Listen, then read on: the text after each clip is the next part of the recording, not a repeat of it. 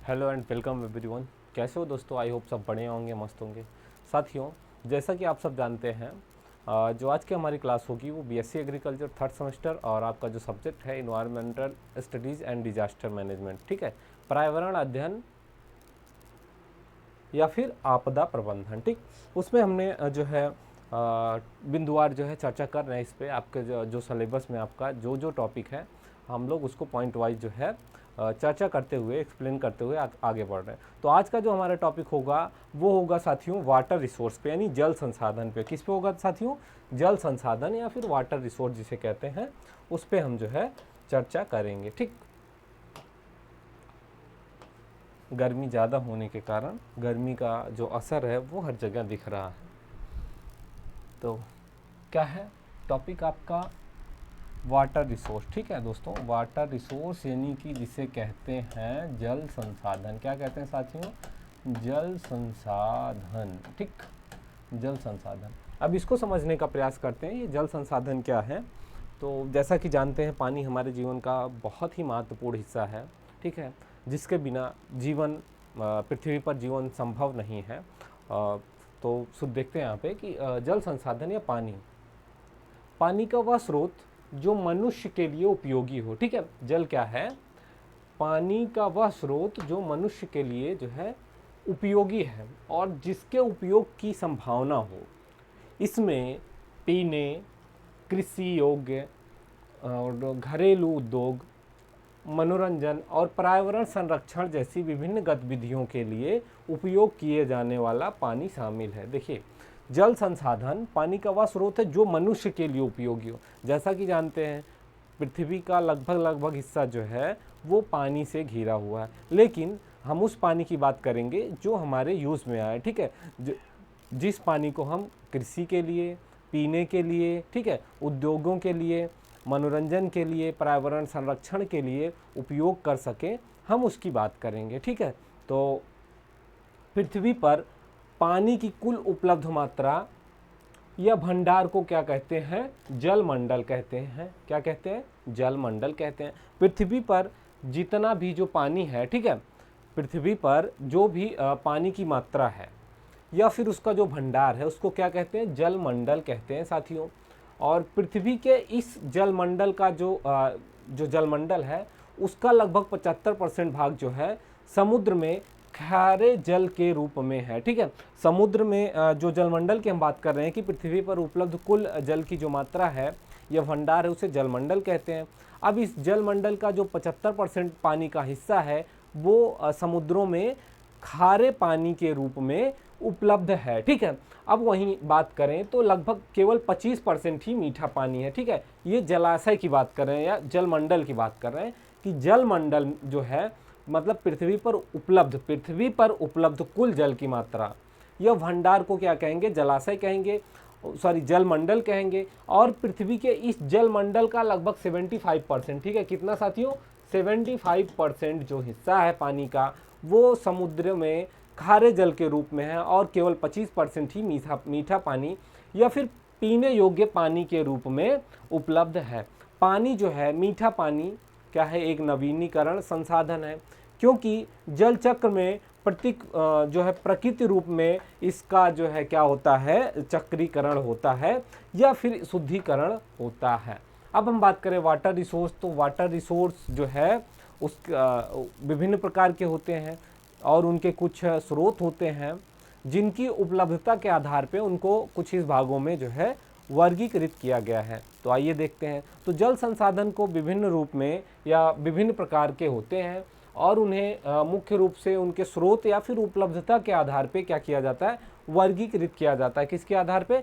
स्रोत या फिर उपलब्धता के आधार पे वर्गीकृत किया जाता है। जैसे सरफेस वाटर, कौन सा साथियों? सरफेस वाटर या फिर इसे सतही जल कहते हैं। सरफेस वाटर का मतलब होता है जमीन के ऊपर जो पानी मिलता हो, पानी का जो हिस्सा प्राप्त होता है वो सतही जल कहलाता है। ठीक है, और जैसे कुएं हो गए या फिर जो है टेबल द्वारा जो जमीन के अंदर से पानी निकाला जाता है उसे भूमिगत जल कहते हैं। क्या कहते हैं साथियों? भूमिगत। ठीक है, भूमिगत जल कहते हैं। और जो भूमि के ऊपर है उसे सतही जल कहते हैं। क्या कहते हैं इसको? भूमिगत जल कहते हैं जिसे कुएं या फिर टेबल द्वारा निकाला जाता है। सतही जल या सरफेस वाटर वह जल है जो पृथ्वी की सतह पर पाया जाता है। अब कौन कौन से सतही जल या सतही वाटर कहाँ कैसे प्राप्त होते हैं उनकी बात करें तो सबसे पहले जो है रिवर की बात करें, नदियों की बात करें, ठीक है। ये जो है प्राकृतिक जल धाराएं होती हैं, जो नदियां हैं, रिवर हैं, ये प्राकृतिक जल धाराएं हैं। ये पानी जो है प्राकृतिक निर्मित है, ठीक है, जो है ये प्राकृतिक निर्मित है और ये पहाड़ों या फिर ऊंचाई वाले क्षेत्रों से निकलती हैं। जो नदियां होती हैं साथियों, ये पहाड़ी या फिर जो ऊंचे क्षेत्र होते हैं वहाँ से निकलती है और निचले इलाके की ओर जाती हुई अक्सर ये समुद्र या फिर झीलों में जाके मिल जाती हैं, समाप्त हो जाती हैं। और ये जो जल है ये सिंचाई के लिए, पेयजल के रूप में और बिजली उत्पादन के लिए जो है बहुत ही महत्वपूर्ण होता है। अगला बिंदु है झील, जिसे लेक कहते हैं। यह भी प्राकृतिक या कृत्रिम रूप से जो है बड़े जलाशय होते हैं। झील का जो है कृत्रिम जो है मानव द्वारा जो बनाई गई झीलें हैं उसे कृत्रिम झील कहते हैं और कुछ प्राकृतिक झील हैं।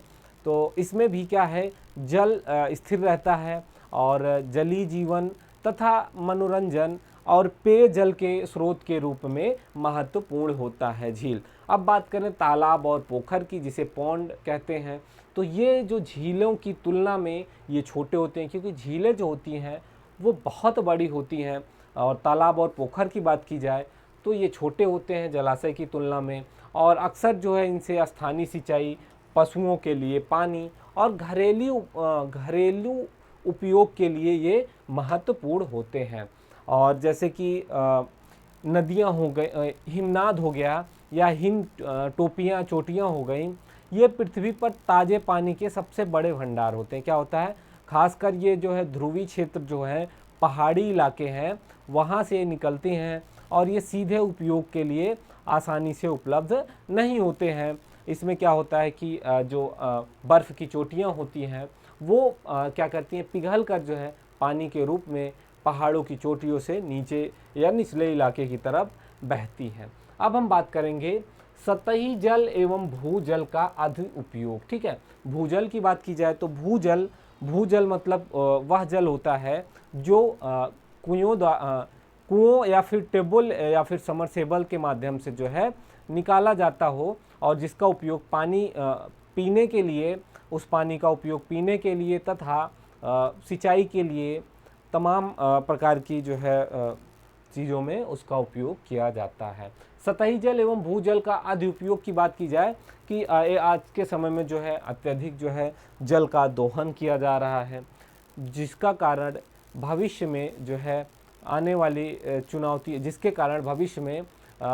चुनौतियों का सामना करना पड़ सकता है। क्योंकि जिस हिसाब से पानी का उपयोग किया जा रहा है, पीने योग्य पानी का अत्यधिक उपयोग किया जा रहा है, उसे अत्यधिक वेस्ट किया जा रहा है, ख़राब किया जा रहा है, तो एक समय जो है पानी की जो उपलब्धता है, भंडारण है, उसमें कमी हो सकती है और ये जो है फ्यूचर में या भविष्य में एक बड़ा संकट उभर कर आ सकता है। क्योंकि आज के समय में ही देख रहे हैं देश के कुछ इलाकों में जो है समय समय पर जल संकट देखने को मिलता है।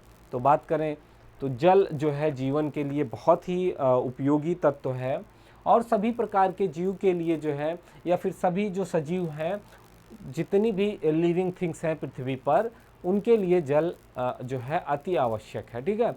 और मनुष्य के उपयोग के लिए जो है शुद्ध जल आवश्यक होता है, क्योंकि पृथ्वी पर जो उपलब्ध जल की मात्रा है उसका केवल 1% भाग ही पीने योग्य है, ठीक है। कितना? 1% भाग ही जो है 1% पानी ही पीने योग्य है।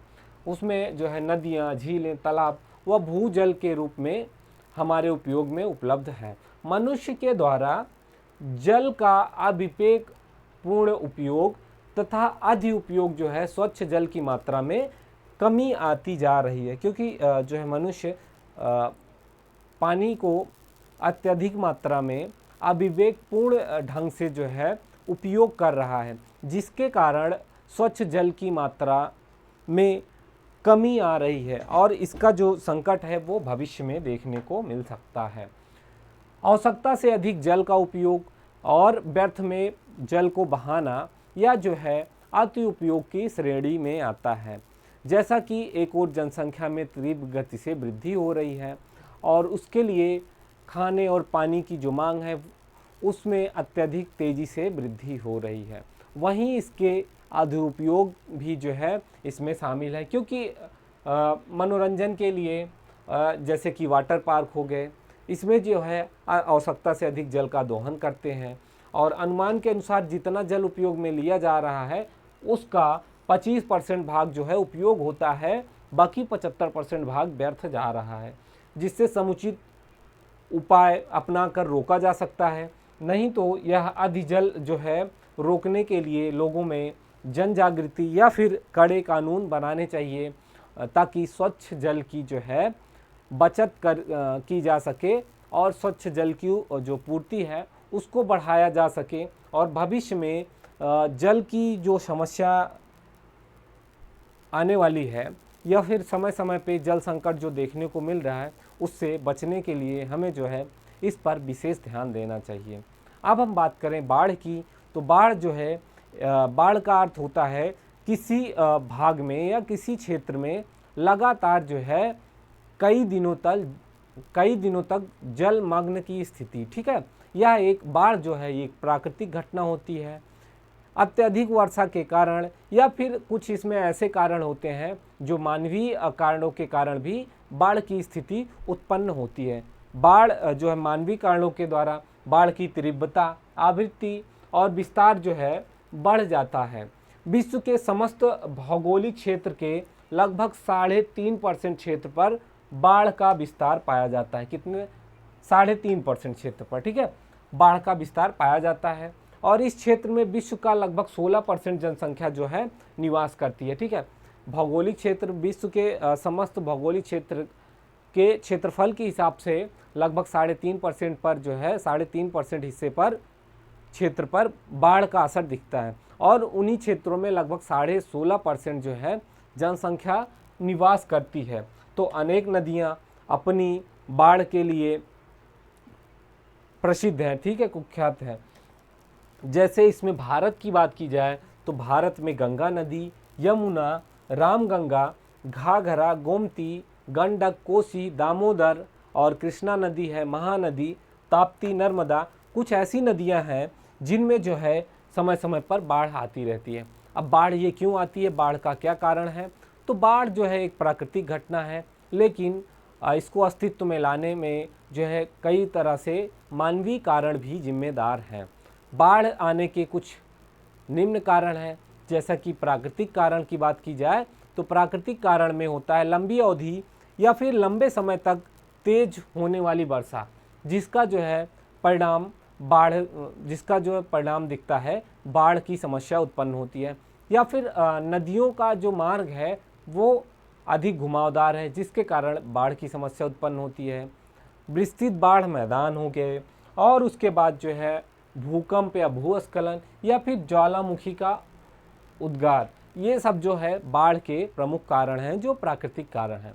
बात करें मानवीय कारणों की, तो मानवीय कारण में जैसे कि नगरीकरण, ठीक है, और नदी घाटियों में वनोन्मूलन, भूमि का उपयोग में परिवर्तन और निर्माण कार्यों के लिए नदियों के मार्ग में परिवर्तन तथा नदियों पर बांधों, पुलों एवं जल भंडारों का निर्माण करना। ठीक है, नागरीकरण यानी कि जो है लगातार जनसंख्या बढ़ रही है, जिसके कारण लोगों को रहने के लिए आवास तथा उनकी सुविधाएं, रेल मार्ग, सड़क मार्ग आदि की सुविधाओं के लिए जो है जो ज़मीन का जो क्षेत्रफल है उस पर कम किया जा रहा है। नदियों के किनारे या फिर ऐसे क्षेत्रों में जहाँ पे वर्षा का पानी इकट्ठा होता था, उन क्षेत्रों में क्या है कि नागरीकरण या फिर जो है फैक्ट्रियाँ या औद्योगिक क्षेत्र लगाना, जिसके कारण जो है मानवीय कारणों के द्वारा जो है बाढ़ आती है। अब बात करें बाढ़ से बचने के उपाय की, तो बाढ़ से बचने के उपाय या फिर उनको कम करने के प्रभाव कुछ इस प्रकार से हैं। जैसे बाढ़ प्रभावित क्षेत्रों में वनों का विकास, ठीक है, तथा संरक्षण। ऐसे क्षेत्र जो बाढ़ क्षेत्र हैं, ठीक है, जहाँ पे समय समय पर बाढ़ आती है, तो उन क्षेत्रों में जो है बाढ़ से बचने के लिए वनों का विकास करना चाहिए और उसका संरक्षण करना चाहिए। मृदा अपरदन के रोकने के उपाय, मृदा अपरदन को रोकने के लिए अधिक से अधिक पेड़ पौधों को लगाना चाहिए। घनघोर वर्षा के कारण जो है उत्पन्न धरातली वही जल नदियों तक पहुंचाने में समय में विलंब करना, यह भी जो है, तथा नदियों के जल के आयतन को कम करना या फिर चयनित स्थानों पर बांधों का निर्माण करना, समय रहते हुए बाढ़ के बारे में जानकारी प्राप्त करना या भविष्यवाणी करना और बाढ़ राहत केंद्रों को स्थापित करना, जिससे जो है बाढ़ से होने वाले जान माल की जो नुकसान होता है उससे बचा जा सकता है। आगे हम बात करें सूखा की, तो सूखा क्या होता है? तो बाढ़ की तरह सूखा भी एक प्राकृतिक प्रकोप है, ठीक है, प्राकृतिक प्रकोप होता है। ये जो बाढ़ जो सूखा होता है ये किसी बड़े क्षेत्र को क्या करता है, प्रभावित करता है। वहाँ पे ऐसी स्थिति आती है कि लगातार जो है पानी की कमी हो जाती है और जो वहाँ के पेड़ पौधे पशुओं को जो पानी की उचित मात्रा चाहिए होती है वो नहीं मिलता है, तो जिसके कारण वहाँ उन क्षेत्र के पेड़ पौधे जो है सूख जाते हैं। फिर वहाँ पे जीवन जो है असंभव होने लगता है। तो सूखा जो है इस तरीके से होता है। IMD यानी कि इंडियन मेट्रोलॉजिकल डिपार्टमेंट, IMD कहता है कि सूखा वह दशा है जब किसी क्षेत्र में सामान्य वर्षा से वार्षिक वर्षा 75% से भी कम होती है। क्या होता है? सामान्य वर्षा, जो उस क्षेत्र का वर्षा का रेशियो होता है, औसत होता है, उससे कम वर्षा होती है, तो क्या होता है, वह क्षेत्र सूखा ग्रस्त क्षेत्र माना जाता है। और IMD इंडियन मेट्रोलॉजिकल डिपार्टमेंट ने सूखे को दो श्रेणियों में बांटा है। पहला है प्रचंड सूखा, जब सामान्य वर्षा क्या है 75% से कम होती है। क्या होती है? औसतन वर्षा उस क्षेत्र की 75% से कम होती है, तो यह प्रचंड सूखे की श्रेणी में आता है। सामान्य सूखे में सामान्य वर्षा के 75% से अधिक या फिर 50% से अधिक, लेकिन 75% से कम, ठीक है, लेकिन 75% से कम वर्षा होती है, तो वह जो सूखे की स्थिति होती है वो सामान्य सूखा स्थिति की श्रेणी में आता है। अब हम बात करें सूखे के कारण, यानी सूखा क्यों होता है। तो सूखा एक प्राकृतिक प्रकोप है, लेकिन इसके जो है कई तरीकों से मानवीय कारण हैं जो सूखा की तीव्रता तथा आवृत्ति में क्या करते हैं, वृद्धि करते हैं। अब सूखे के क्या कारण हैं? तो वर्षा का ना होना या फिर वर्षा अत्यंत कम होना जो सूखा होने का जिम्मेदार होता है। जल का व्यर्थ में बह जाना या फिर वनों का विकास, अनियंत्रण पशुचरण, मरुस्थलों का प्रसार आदि कुछ जो है ऐसे कारण हैं जिसके कारण सूखा हो रहा है।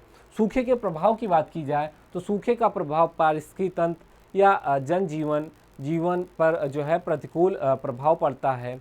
इसके जो प्रभाव हैं, अकाल की स्थिति पैदा होना, अकाल की स्थिति पैदा होने पर वहाँ पे जीवन संभव नहीं होता है, क्योंकि जो फसल होती है वो फसल भी नष्ट हो जाती है। पेड़ पौधे, पशु पक्षियाँ सब पानी के लिए जो है उस क्षेत्र में त्राहिमाम हो जाता है और पौधे और जंतुओं की जो है जातियाँ समाप्त होने लगती हैं।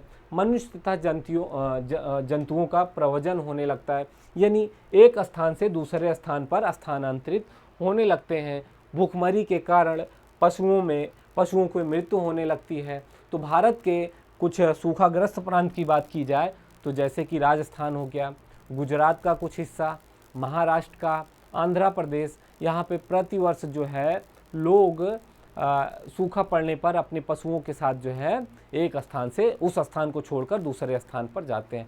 अब हम बात करें सूखा नियंत्रण के उपाय की, तो कुछ उपाय हैं जिसके द्वारा जो है हम सूखा पर नियंत्रण पाया जा सकता है, जैसे कि वनों का रोपण करना, अधिक से अधिक पेड़ लगाना, शुष्क कृषि पद्धति का विकास करना, यानी कम से कम पानी का उपयोग करके जो है खेती करना, मरुस्थलीकरण को रोकने का उपाय करना, जल संरक्षणों पर जो है उसके उपायों पर सख्ती से अमल करना और उसके लिए कड़े कानून बनाना, जल भंडारण का विकास करना और जो भूजल है उसका विवेकपूर्ण इस्तेमाल करना, आवश्यकता से अधिक नहीं करना। अब हम बात करें जल पर संघर्ष या विवाद। देखिए, समय समय पर देशों में या फिर राज्यों में भी जल के लिए जो है संघर्ष या विवाद देखने को मिला है। अब यहाँ पे हम चर्चा करें तो जैसा जानते हैं, मानव जीवन के लिए या सभी जीवों के लिए जो है जल बहुत ही आवश्यक है। जल जीवन का आधार है।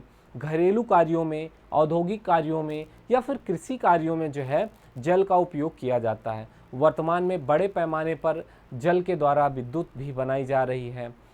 तो कभी कभी यह जो जल विवाद है ये देशों की सीमाओं पर जो है राष्ट्रीय तथा अंतर्राष्ट्रीय स्तर पर जल विवाद होते रहते हैं, ये देखने को मिलते हैं। कभी कभी ये जल विवाद जो है इतना उग्र रूप कर लेते हैं कि दो देशों के सीमाओं के बीच जो है तनाव उत्पन्न हो जाता है। अभी जैसे हम बात करें भारत पाकिस्तान के संबंध में, तो नदी के पानी का विवाद जो है बहुत समय पहले से जो है दोनों देशों के बीच तनाव का एक प्रमुख कारण रहा है। जैसे सतलज और रावी नदियाँ, ठीक है, दोनों देशों के बीच में बहती हैं। क्या सतलज और रावी जो नदी है वो भारत और पाकिस्तान के बीच में बहती है। सन 1960 में दोनों देशों के बीच इस पानी पर जो है समझौता भी हुआ था।